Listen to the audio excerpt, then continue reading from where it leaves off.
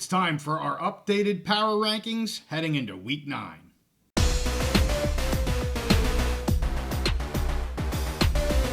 College football is back, and we're back on the big mountain. Hey, great to have you back on the mountain. I am JY, and this is my good friend Steve, and we're going to do another update to our power rankings. We did one last week, and we want to get back on track, so we're doing another one this week. After this, it'll be another 2 weeks. If you're new to the channel, we take all of the Big Ten teams, all of the Mountain West teams, the PAC-12, and Florida State University. We add them all together, and we power rank them. And we do this every couple weeks, and it's a lot of fun. But I will say it's getting very difficult now because you have teams beating teams that lost to other teams, and we had that issue last week, and it's only gotten worse again this week. Yeah, and that's the one thing. And I know sometimes there's controversy, like, why is this team ahead? They beat. Well, the thing, we do look at past results, but we're also looking at going forward. If these two teams played each other, who do we think would win on a neutral field? So. In week 9. Yeah, yes. This is an average between our two rankings. So we both do this separately. We average them out, and we'll talk a little bit about some teams that we maybe disagreed with slightly.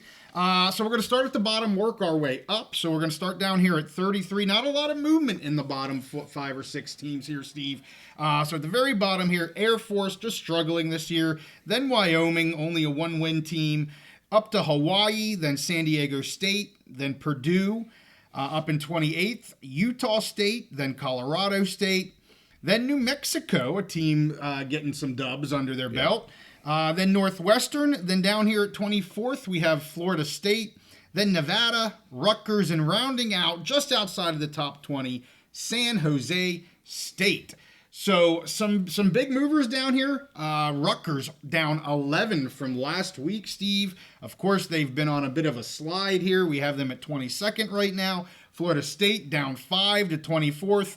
And I would have been okay if they went a little bit lower. Because like I said in our picks episode, I'm not sure they're going to win another game this year. But yeah, those are the big movers here. We did have Nevada down a little bit because they did have a close loss. They're still a very fun team to watch and everything. But what are you thinking here? I mean, any comments on your Rutgers Scarlet Knights? So yeah, Rutgers, they're unfortunately for them, they're in a free fall right now. They started the season really good. Mm-hmm. They're a really simple team where their formula is run the ball well, play good defense. They've had some just terrible injuries. Their defense has been decimated with injuries. They had, I think, their best offensive lineman. So they've had key injuries in the things that they need to do well. Yeah. So they're in free fall, and I want to point out, I'm guessing you already mentioned them. No. New Mexico, they moved up only one spot, but I look at all these teams ahead of them are falling. So they're moving up while other teams are falling. So very good point. And I think they have more wins still on their schedule coming up here. Do the Lobos. So you're right. I mean, I look at the 1, 2, 3, 4. The 6 teams ahead of them have all moved down from last week. So they are knocking on the door to maybe knock into the top 20 here on these rankings. So we'll see what happens.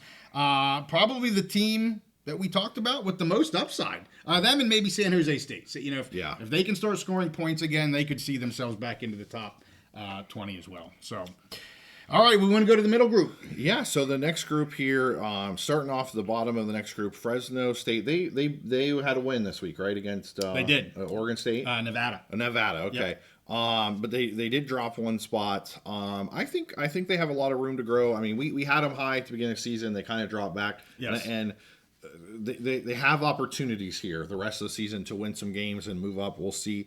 Michigan State trending up. Young team a project that was going to take a while.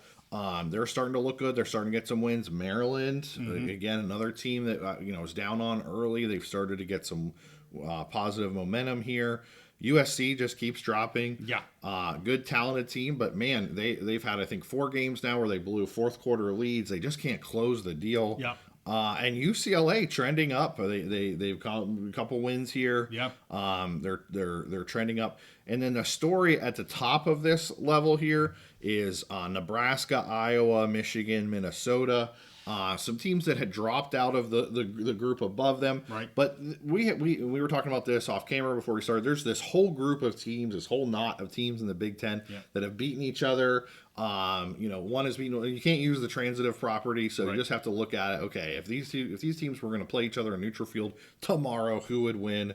But I'll tell you the team that I'm worried about here. Everyone else is Michigan is where I thought they'd be. Yeah. I'm worried about Nebraska. Nebraska is a team I was high on. Yep. They had a lot of success early in the season, but boy, did they get their butts kicked against Indiana. So they dropped down into this group. So I'm nervous about them going. I mean, I could easily see them winning and climbing back up, but I could easily, could that losing streak start to roll like what happened to Rutgers? Who knows? So is there any team I didn't talk? Okay, Oregon State, the Beavs, they're right there in the middle. They're solid. I mean, just a good, solid team. They, again, run the ball well, play pretty solid defense. What was their... When they're healthy. When they're healthy. Yeah, what was they lost to UNLV this week. Yeah. But closer than I thought. Yeah, played a good, solid game against UNLV. So they're just kind of right there in the middle of this group. Yep. Agree. So let's talk UCLA a little bit more. I mean, we have them up 11 after some really nice wins here. So the biggest mover up, we talked about our biggest mover down being Rutgers in the previous group, and Maryland up 5. Another, again, team moving up. But then, as you say, that Nebraska, Iowa, Michigan group, all of them were in our top 10. They're now down out of our top 10. And, are they going to, as you said with Nebraska, I'd kind of put all 3 of them in that boat. I know with the loss to Indiana, it was a massive loss, but even the Iowa loss here, not a great look for them. So are they going to be able to right the ship, or are they going to start moving down this power rankings a little bit more in the future? I don't know. The teams you and I in this group disagreed with the most was Fresno State and USC. I had USC about 5 points higher than you. You had Fresno State about 5 points higher than me. Fresno State for me, they're 4-3. They're not doing anything great right now. I know there's a lot of Bulldog fans that are kind of on Mikey Keene's case. He doesn't move great. He's not a running quarterback. I see the tide turning a little bit on Mikey Keene. Their running game, and Sherrod, he's not really doing a whole lot. I like Gilliam. But, that offense just is not – it's not as good as we thought it was going to be right now in the season. They started out fine. But, man, they have hit a pretty rough patch here offensively. And they're not playing, like, dramatically great teams. I mean, nothing against Nevada. Yeah. Nevada's a good, solid team. But to be the Fresno State team, we thought they were going to be And USC – it was a team that I started to become high on, and I kind of said to you, this is the USC that I have always thought USC to be. Well, they just lose. Well, okay. But what I'll say about USC is so they've lost 4 games now, and all 4 games they've lost 4 games, but they're like 5 plays away from being undefeated national championship contender. It's such a weird. The way that's USC. Well, but they're losing completely different than they have the last 2 years. Okay, they're not the same team as they were before because they were getting their asses beat before. They were. Especially on defense. Now they're playing these games and they're playing really tight, close games, but they're losing on last-minute field goals. I mean, look at the Penn State, and I love Penn State. Penn State, their really good kicker, USC's great kicker, misses a field goal in overtime. Minnesota kicks a field goal at the end of the game. Rutgers kicks a field goal at it's such a strange thing. So I get it. I understand why USC has dropped with these losses, but they're still a really talented team. They have had a lot of injuries. I could see them going either way. I could see that trend continue, like where a lot of the players just quit because they've lost their. But they're losing to not great teams. Like Maryland's not a great team. They're not a great team, but they're not a terrible. I mean, they're losing to teams that we're talking about that are overperforming what we thought they were. Maybe. And they play a Penn State team who we have second in our rankings, who's ranked third in the country. They play them to overtime. Or shall I say, is that because maybe Penn State's overrated? But we're going to get to them. Maybe. Let's not get to Penn State yet. And the last thing on USC, they have a win over an LSU team who's top, I think, 8 ranked in the country. So that's true. When you look at and I sent you this, the two hardest schedules in the entire country this year out of 126 FBS teams, USC and UCLA. Yes, I understand.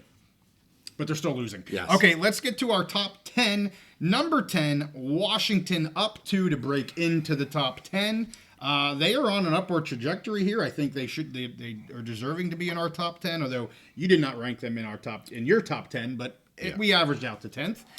Then we have Wisconsin in 9th, Washington State up to 8th, UNLV in 7th, and Illinois in 6th. So let's talk about. I want to talk about all these teams because the two biggest movers up in this group would be Wisconsin up 7 and Washington State up 5. Washington State, for me, I'm sorry, Cougars fans, they're not a great team, but man, they're just finding ways to win. They definitely can score points. I still have question marks on the defensive side, but they're going to have a lot of wins this year. I mean, they're not going to maybe lose in maybe one or maybe two more games. So their win-loss record is going to be phenomenal. So they do deserve to be up here. And then UNLV doing what they do. We only have them up 1 just because you're talking about some darn good teams up in here. And as I said, Washington, you had them at 13th. I had them actually up into 8th. And I've just been really impressed with Washington. But again, you kind of have to go back and forth with some of those wins and losses and who do you rank ahead of who because of all of that. So what do you think about this group of 5? Well, I'll say on Washington, it's weird for them because 2 weeks ago they got stomped by Iowa. Like they weren't competitive, but then they beat some other teams on this list that also beat Iowa. So it's very strange. It's a knot there in the middle kind of the Big Ten. Washington State, to me, is like the absolute opposite. We were just talking about USC. Yeah. They're the opposite of USC. Yeah. Like, I don't think they're super, super talented, but they've come up with ways to win close games. Yeah. And they could be the other way. They beat Washington very, very close on a last. I think Washington was driving and had 4th and goal on like the 4-yard line and got it down to the 1 or 2. And it could have gone the other way. Yep. And they're just kind of on the opposite of that. So I've enjoyed the Cougs games that I watched. They've found a ways to win a lot of games, like you said, even though they're not one of the most the top 15 talented teams in the country. They just find ways to win games. Right. And then those top 2 teams, Illinois and UNLV, both of those teams, I think they have a chance to move up into the top group. They have a chance to move into college football playoff consideration. Yeah. They have a chance to win their conference. Yeah. Like those 2 top teams, they have the whole world in front of them. For sure. Even with 1 loss each. Right. Yep. And UNLV, that big game coming up this Friday night at 10:30 against Boise State. So let's get to our top 5, Steve. It's on you. Yeah. So 5th, Boise State, they were at 4th. Last week we both said we had trouble with Indiana and Boise. Yeah. Boise was an off week. They didn't do anything, so they didn't hurt themselves. But Indiana, 55-7 over Nebraska, just absolute crushed them. And Indiana's just been trending up. Like they just there's no idea what their ceiling is at this point. So Indiana in 4th. I'll be honest with you, I considered jumping Indiana over Ohio State. Wow. The only reason I didn't probably is just because of our preseason expectations. Because the best thing on Ohio State's resume is that they lost close to Oregon. Yeah. When you look at the rest of their resume, they don't have a lot of strong wins. And Indiana, 7-0, 4-0 in the Big Ten. But the purpose of our power rankings is if they played tomorrow on a neutral field, who would win? I think Ohio State would probably win. So I didn't jump them. Yeah. But Indiana is just trending up. And Ohio State, they may be the best team in the country. They may still win. They may have a rematch against Oregon in the Big Ten Championship, win that, and win the whole playoff. They're so talented. We have a tie here, just like last week. Second, Penn State. Penn State and Ohio State tied for second. And they're going to play each other here in 2 weeks, so a week and a half. So we'll know. And then Oregon, they're the number 1 team in the country. They're the number 1 team in the Big Ten. They just do everything right. They're so talented. They got that good Nike money, that Nike and $20 million NIL budget to pay for all those fantastic players. And they're just Dan Lanning, just a fantastic coach. Like some people like to pick apart his in-game decisions. Well. I mean, they just went 10 rounds with Ohio State in a heavyweight fight, and he pushed every button, did everything right. To me, it's really the players beat the other players, but you can't pick apart anything in Dan Lanning's performance in that game. They won the game, and I just think he's one of the top 2 or 3 coaches in the entire country. Yeah, and just repeat some of what you said there. The Indiana Boise thing, we had it flip-flop last week.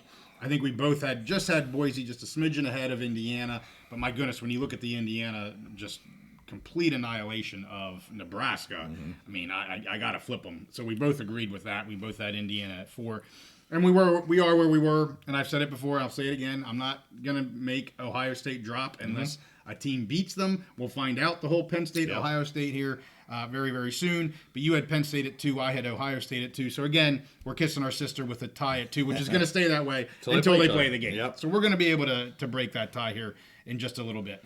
So there we are. I'll throw up all the screens again here just so you guys can remind what we're doing here from 33 all the way back up to number 1. We will do this again in 2 weeks, and it's not going to get any easier, I don't think, Steve, because we're just going to have more people losing to people that won other games. Yeah, I think it's going to continue to get difficult in the middle portion, but we are going to see at the top some of these top teams play. We have Boise and UNLV playing each other this week. Yep. We have Ohio State and Penn State playing each other. Yep. And I want to offer some thoughts, just kind of getting people to think ahead on both the Mountain West and the Big Ten potential championship game scenarios, because we have these coming up.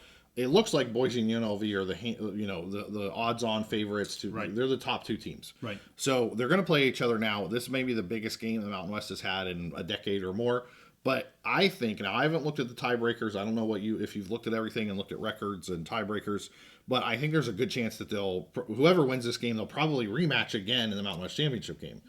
Yeah, it depends. Yeah, Remember, depends. the three-way ties Right. go to the wonderful computers. Yeah, so we'll see on that. We'll see, because Colorado State honestly has a chance because of their in-conference schedule. San Jose State still has a chance because of their in-conference schedule. I think Fresno is going to have a hard time of it. Now, Fresno and San Jose play each other, so if San Jose State wins that game, you could easily see a three-way tie here with one-loss teams in conference, and possibly Colorado State winning out in conference, and they make it in without needing a computer. I've said that before, and people go like, oh, he doesn't know what he's talking about. Look at Colorado State's schedule. They can go undefeated in conference. I'm not saying it's going to happen, but it could happen. They don't play Boise or UNLV. So they I thought Fresno was going to be able to do that with their schedule, kind of easier schedule. But like you mentioned, Colorado State also has that easier path. Yep. So that's something I really think we should keep an eye on the second half of the season. Hopefully, I don't know, last year, from what I remember last year, they didn't give us the computer numbers until the end. Right. It would be nice to get those numbers weekly to see where it's going. I don't think we're going to get that. That would be awesome, though. It would be cool. Maybe we could start a movement on the Big Mountain to get those numbers and track them. So that's something to keep an eye on. And then in the Big Ten, you have a scenario. We've talked about this.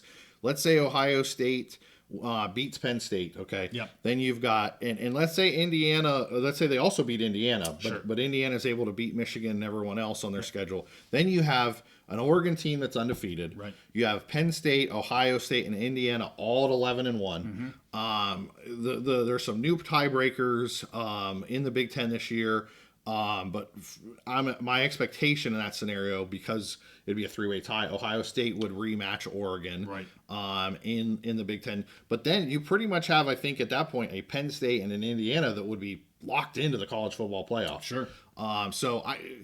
Some interesting scenarios in both conferences to play out, when I'm really excited to see how those go in the second half of the season. Yeah, it's going to be a lot of fun. Well, stick with us here on the Big Mountain. We do everything Big Ten, Mountain West, and PAC. We do our live episodes Wednesday evenings, 8:30 Eastern, 5:30 Pacific. Would love to have you join us if you can. And again, we'll do an update on this in 2 weeks. So, hey, with that, make sure you give this one a like and subscribe if you like our content. We'll see you guys next time on the Big Mountain.